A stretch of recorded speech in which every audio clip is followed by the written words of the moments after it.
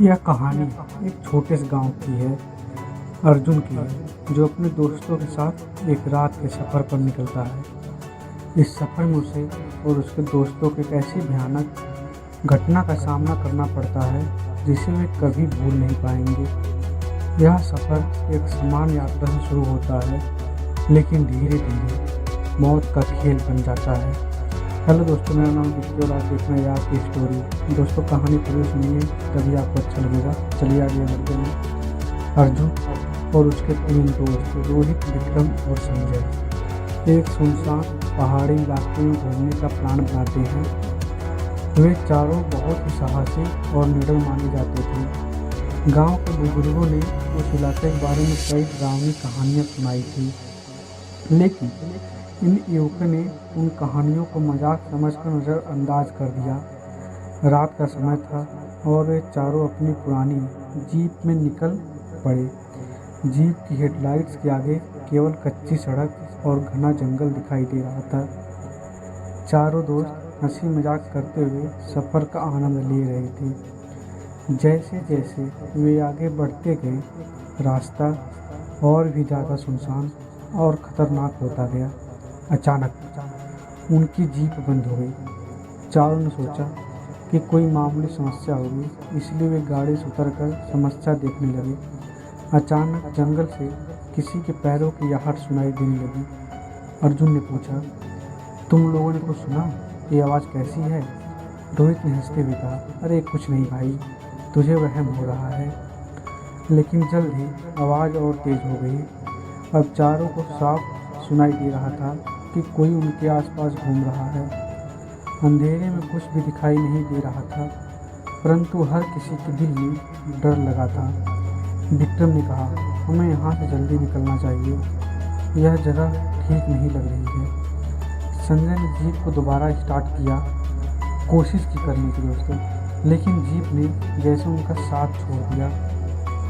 तभी अचानक से पेड़ों के बीच से एक धुंधली आकृति नजर आई।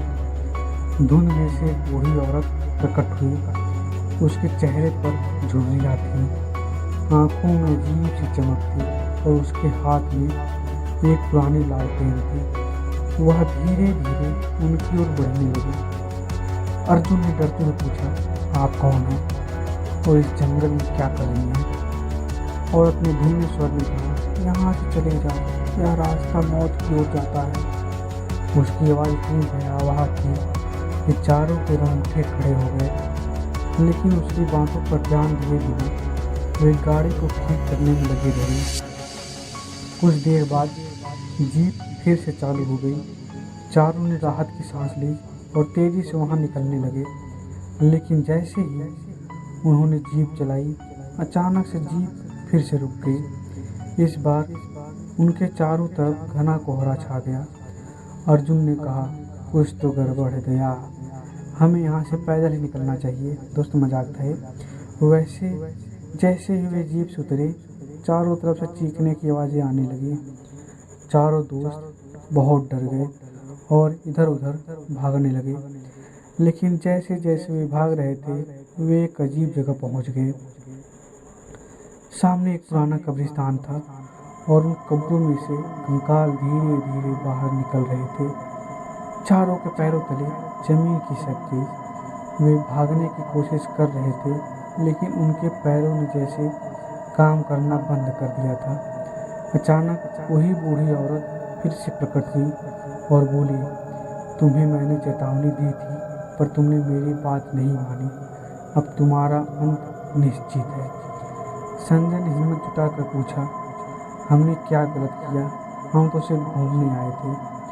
बूढ़ी औरत ने कहा, यहाँ कभी एक गांव हुआ करता था, लेकिन एक भयानक हादसे में यहाँ के सभी लोग मारे गए। उनकी आत्माएं अभी भी इस जंगल में भटक रही हैं। जो भी यहाँ आता है वो कभी वापस नहीं जाता।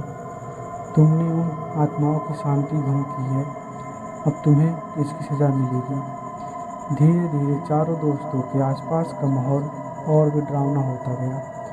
उनकी चीखें चारों ओर गूंजने लगी, लेकिन वहाँ मदद के लिए कोई नहीं था।